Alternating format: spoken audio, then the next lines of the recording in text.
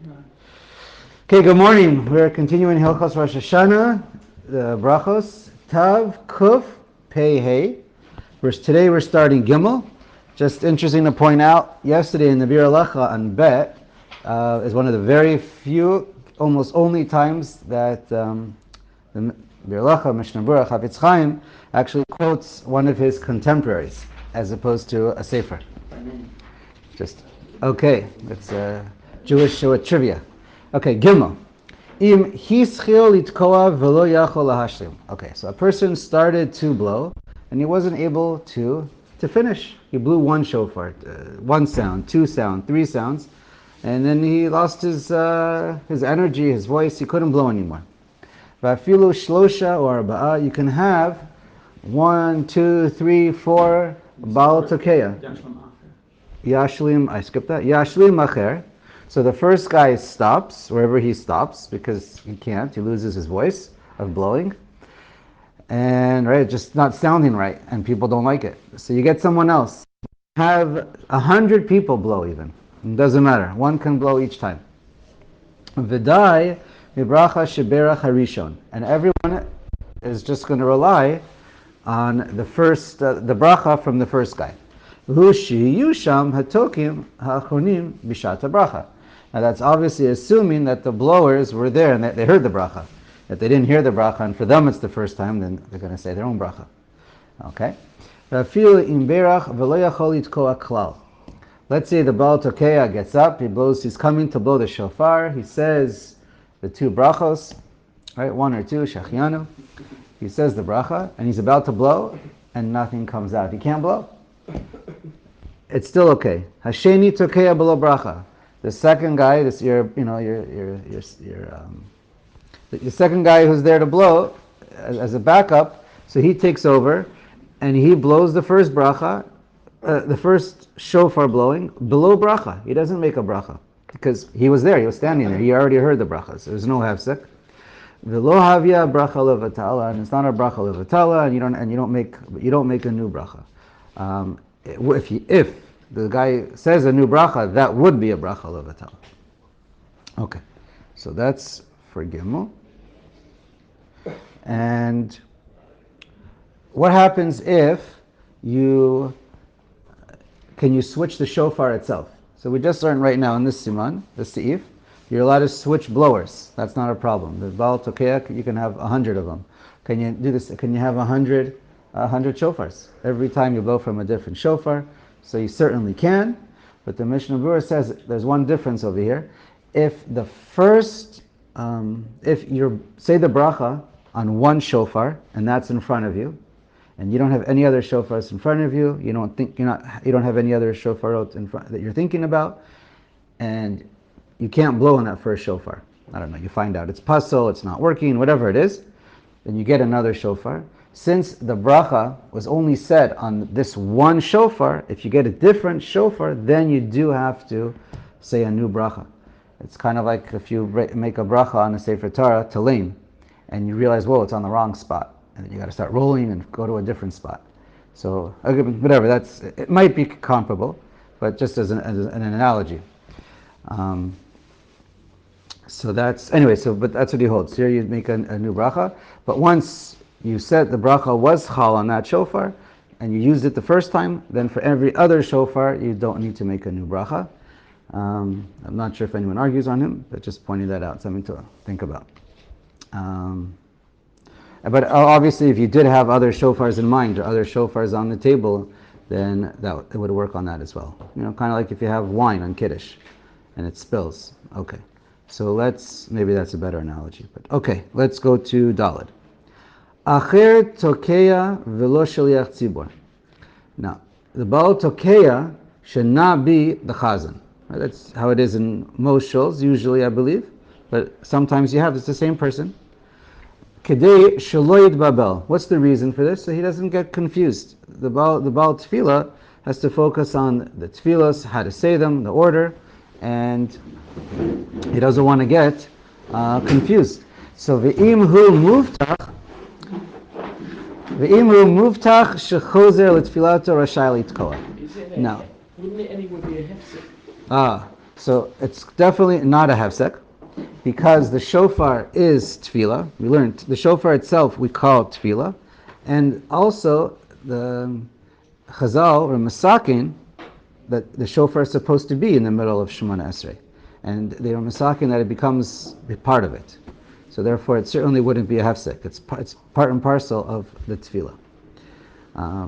For both reasons, they kind of go together. But even if you break it up, they're both. Like we say, Hashem Sofatai Tiftach. This is a simple example. Chazal added that pasuk into Shemona Esrei, and we clearly say that's not a hefsek from Geula L'Tefillah, just as an example. Okay. So what do we say? It shouldn't. So first, the Shulchan Aruch says it shouldn't be the same person, because it'll be hard for him to come back into tefillah and then not lose his place or whatever it is. But if the person is confident, he can continue where he is, where he left off, and he'll know how to daven, and he has to know all the psukim, and there's everything you have to keep in mind, you have to know by heart. So then it's not a problem. So then, if he's sure it won't mess him up, then he's allowed to. The chazan is allowed to be the Baal Tokeya lechatchila. And the poskim point out that nowadays we're all davening from a machzor, so nowadays it's mutter lechatchila to have the Baal Tokeya and the Shaliach Tzibur be the same person. I'm not saying if everyone would agree that that's the ideal, but mitzad halacha it's 100% lechatchila mutter. Haga v'davka tekiyot al seder hatfila asur lishloa l'shliach tzibur litkoa, and about tekiyos shetokin miyushav dahainu kodem shemitpalim musaf mutter l'shliach tzibur litkoa. Now, I was just saying, if you're going to make sure it's two different people, that's talking about the tekiyos that you do during the musaf. But the tekiyos that you do before musaf, that for sure there's not a problem, as he's not going to get confused. He didn't start davening yet. V'im ein hashaliach tzibur tokeya miyushav, and if the shaliach tzibur if he's not going to do tekiyas demiyushav, ra'oi she'oso hatokeya yitka gam kein al seder habrachos. So if you know you're already going to have the Baal Tokeya, a separate person, do the first 30 before Musaf starts, then you should let him continue, let that person finish being the one who's blowing for the entire Musaf. Why? We have a famous principle. Ki amatchil b'mitzvah omrim lo gemor. Once you start with the mitzvah, you finish it. You don't stop in the middle. And Mishnah Berurah points out, though, if you have a clear minhag kavua, again, this applies to everything. You already have your minhag kavua, and you delegate. You say, and this person does this, and this person does that, and this person does that. Just as an example, maybe identical, maybe not, but as an example, let's say you have Hagba and Glila. So the way in an Ashkenazi shul, you have one guy does Hagba and one guy does Glila. And you don't say, Hamaschil b'mitzvah omrim lo gemor, because it's already established. This is two different kibudim. One gets this and one gets that. So if you have that kind of a situation, for sure it's not a problem. And for sure don't change anything. That's just going to make a machlokas on an established minhag. Okay, let's go on. Nohagim lahakras ifnei tokeya seder hatekiyos mila b'mila kadei shelo yit'eh v'nachonhu. So there is such a minhag, right? We do this minhag, where whenever you're doing all the tekiyos, for the 100 tekiyos, you should always have one person, other than the Baal Tokeya, let's say the Rava, the Shol, or whoever, somebody, Gabbai, who calls out every tekiya beforehand. So everyone's able to, it helps so that everyone's able to follow, and probably helps the Baal Tokeya himself, so he doesn't have to think about, he just has to listen and just follow suit. Okay. Regarding the first tekiya, some places are makbid that they don't call out the first one, because everyone knows the first one, and he doesn't want to make a hefsek from the bracha to the tekiya. But mikar, then for sure it's not a hefsek, because it's letzorach ha'inyan. It's like asking for salt even at the table for bread, and we don't call these things a hefsek. It's part of the tefillah, but there is a reason why lechatchila, if you don't need to, you might as well just start with the second one. Okay. Mishnah Berurah points out the obvious. We're going to see the Baal Tokeya and whoever, or the Rav, who's ever helping him, needs to learn the halachos of the shofar, and especially how to blow the shofar, so that they don't make a mistake. Like a lot of things. If you learn the halachas, it's easy. And there's really not so many halachas that you need to know so much because you come with a kosher shofar. But if you haven't learned it well once, so then everything's complicated. Okay, hey. Hanotel sachar litkoa shofar barosh Hashana. Someone who takes money, gets paid for blowing the shofar. O kedei litpalel, or to daven, to be chazan. O letargim shabbatot, or to be a speaker, maturgaman. V'yamim, translator. V'yamim tovim, on Shabbos and Yom Tov. So the Shulchan Aruch writes, Eino ro'eh me'oto sachar, siman bracha. Okay, you got some money, but you're not going to benefit from it. You're not going to get any bracha from the money that you took from the people for a mitzvah. However, the minhag is to be mekel. The minhag is, in many places around the world, that they do pay. The only thing is it's important to make sure you do not discuss payment on Shabbos and Yom Tov itself. You discuss it ahead of time. And some people even go so far to write, it's even better to hire somebody, because then the Baal Tefillah or Tokeh is going to take it seriously. Sometimes if everything is free, a person just says, "You're not paying me anyway, I'm going to wing it." And then you end up with a winged davening. So that's contrast with the halacha that we had many months ago, that if you have money only to hire a rav or only to hire a chazan, you hire a chazan. Doesn't this seem to contrast deeply with that statement? That's for during the week. That's for during the year. That's for during the year. Not, so this is specifically for the No, it's a Shabbos. Yeah, it seems to... I don't know. Okay, mark it. Good question. Tav Kuf Pei Vav. Dine Shofar Shel Rosh Hashana. Okay. Now we're going to start getting into some nitty-gritty halachas of the shofar. So, Aleph. Shofar Shel Rosh Hashana. Now the shofar that we use for Rosh Hashana, mitzvato b'shel ayil v'kafuf. So ideally the mitzvah is supposed to be, we use an ayil and we use it a bent. You take a shofar that's bent over and not straight. Now, the poskim point out, Mishnah Berurah, others, an ayil is more of just of a header, but being bent is more of an ikar takana of Chazal. Again, we're going to see b'diavad, but lechatchila, you want it to be of a ram, a male goat, a male sheep. A male sheep, a ram who's more than a year old, and that's closest to what was done used by Akedas Yitzchak, mostly resembles, right? That's the reason. The kafuf, and it should be bent because our hearts are supposed to be bent over and humbled to Kadosh Baruch Hu. But if you have to choose between an ayil versus a kafuf, so the Mishnah Berurah points out kafuf is more important, because better to be a kafuf from a different animal than from an ayil, because that's really more ikr takana of Chazal. Okay, but as much as you could be a mahader, it's always nice. Better a male versus female, because again, that's what was by Akedas Yitzchak. And okay, so let's keep reading. Ubediavad.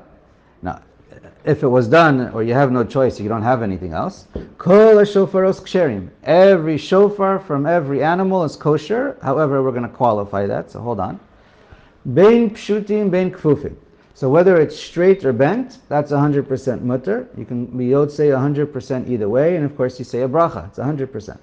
O mitzvah b'kfufim yiter mi b'shutim. And it's better to be kafuf than to be straight. Right? That's din lachatchila. V'shel para pasul b'kol gavna. But if it comes from a cow or an ox, it's pasul lagamre. It doesn't even help you. If you don't have anything better, don't even bother to use it, because you're not yotzei at all. Okay, it's probably worse. You're going to fool people, and it's just you're turning the halacha into a little bit of a joke. So it's better not to blow, and right, and it's because the Torah calls it a keren and not a shofar. Now, v'chein, similarly, karne rov achayil shehem etzem echad ve'ein lahem mibifnim zachrut psulim. Same thing. Any shofar from most animals, if you take their horns, it's one solid piece of shofar, one solid mass, and it doesn't have any marrow or anything you clean out from the inside.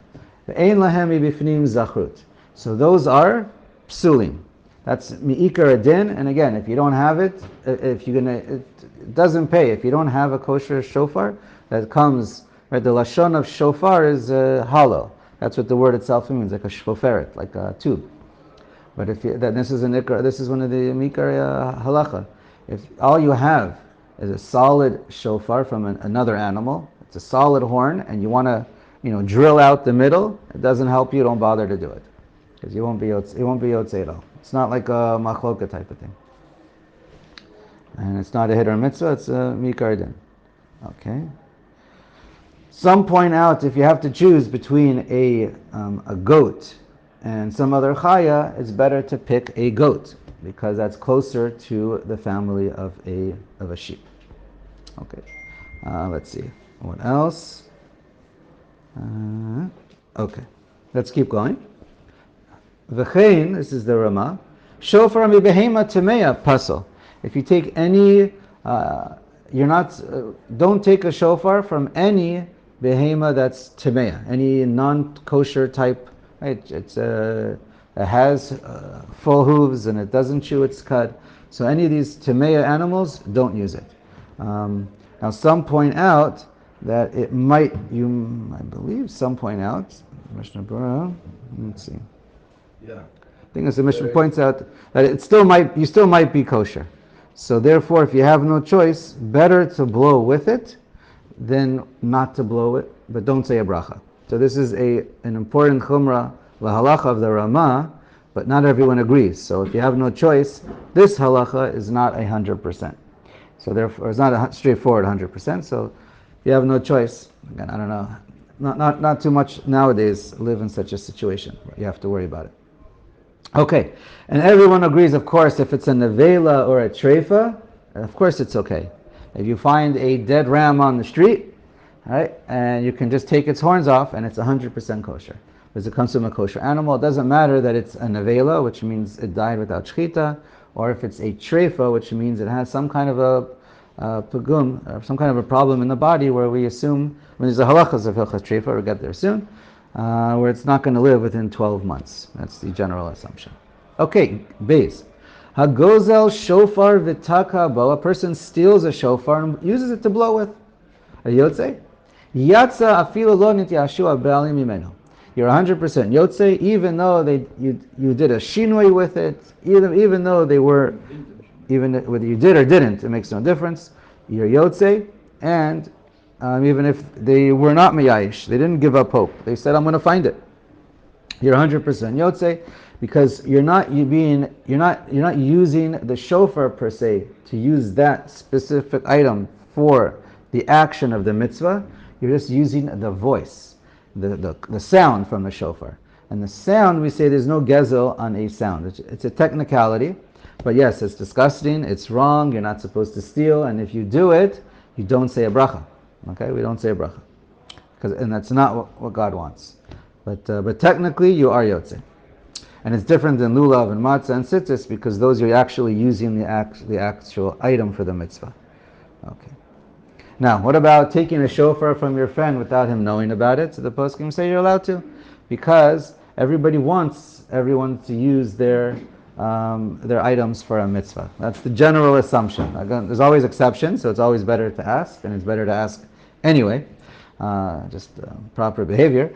But if he's not around, then you have no choice, and this is the only way you're going to do the mitzvah, then I'd rather take a less mahadar shofar than borrow maybe, but okay, that's what to argue about. But anyways, you are yotze, and you would say a bracha, and you would use it for all 100 kolos. Even though you only need 30 to be yotze, we assume your friend's going to want you to use it for all 100 as well. And for Sfardim, it's 101. Gimel. We'll see later. Taka b'shofar shel avodas kochavim shel Yisrael lo yatsa. Now let's say you have a shofar that was used for avodah zarah and it was owned by a Jew, then you can't use it. Lo yatsa. Even if you blew from it, you're not yotze at all. She'ena betela olamit. Because it's asr behana, and there's no way to undo it. Any avodah zarah that belongs to a Jew, you can't undo it anymore. V'chatute michtat shi'urei. So therefore, since you can't undo it, and it's asr behana, it's as if it has no shiur, it has no dimension to it. There's no physical dimension to it. And we know you can't be yotzei with the shofar unless it's going to be at least a minimal amount. We're going to get to that shortly. So it needs to be a certain length. There's a shear to a shofar for it to be kosher. And since it's as if it doesn't exist because it's asr ba'ana and you can never undo it, so therefore it's as if it has no length and you can't be yotze with it. Now, what are we talking about? What is avodas kochavim? For example, someone bows down to a shofar. You do that's that too. Or a cow. Person bows down and worships a cow or an ox, or whatever the animal is. We're talking about sheep, right? So you bow down to sheep, and then that would be that's what you call avodah. It was served for avodah zara. Also, if you use it as part of the avodah zara service, let's say you're blowing the shofar in order for the actual service of avodah zara, that would be a case of avodah zara. We're going to see about takrovet in a moment. So I'm trying to make that distinction. That's going to be different.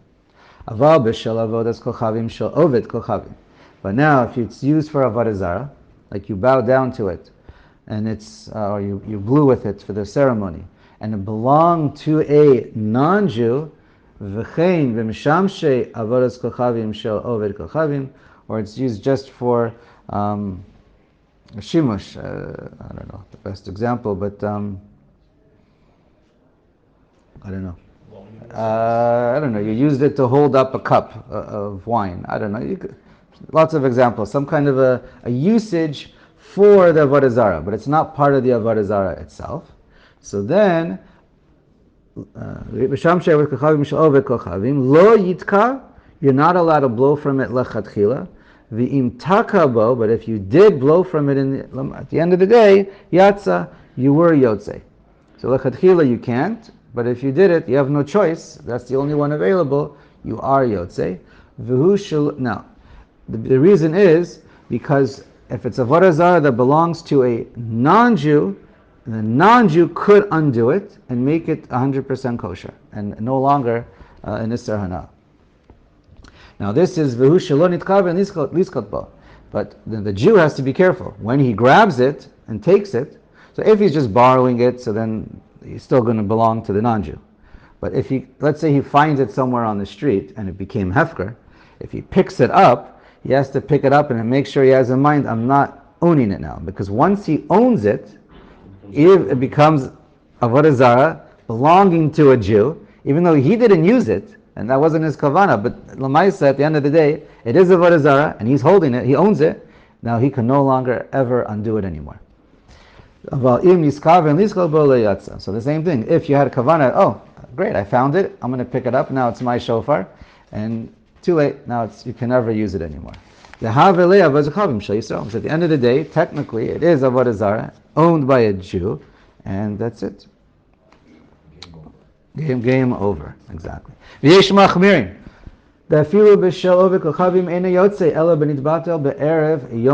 some say, even if it belongs to a non-Jew, you can't use it, because technically, right now, the reasoning of this, again, this is a chumrah of the Ramah. Mikar din, the halacha doesn't follow this Ramah unless we try and keep it. And besides, we're trying not to use avodah zara whatsoever. Just an added layer of we're trying to avoid it. But b'diavad, the halacha is everyone follows the Shulchan Aruch. The chumrah of the Ramah is even if it belongs to a non-Jew, not to use it unless the non-Jew undid it from avodah zara before Yom Tov started. Because once Yom Tov started, this is a shofar that once the Yom Tov starts, it became an item that cannot be used. Let's see, are we done? I think. Fine, let me just read Dalet as it continues. Shofar shel tikrovot avodah kochavim afilu haya shel oved kochavim shetakabo lo yatsa mishum de'ena betela olamit. Anything that was used as part of it was actual sacrificed and brought for, like you brought the actual shofar, and I don't know, let's say you burnt the animal while you shechted the animal, you burnt the animal while you did some kind of tikrovet while the shofar was still attached to the animal, and that's the animal that you brought. Let's say the sheep. You brought that sheep. You shachted it l'shem, and however that particular avodah zarah is done with, but you offered. Again, every avodah zarah has its own rules, but you offered that shofar, attached or unattached to that sheep, and now that since that was used for this to be sacrificed and offered to that avodah zarah, you can no longer be yotzei, even if it was owned by a non-Jew, and that can never be undone. All right.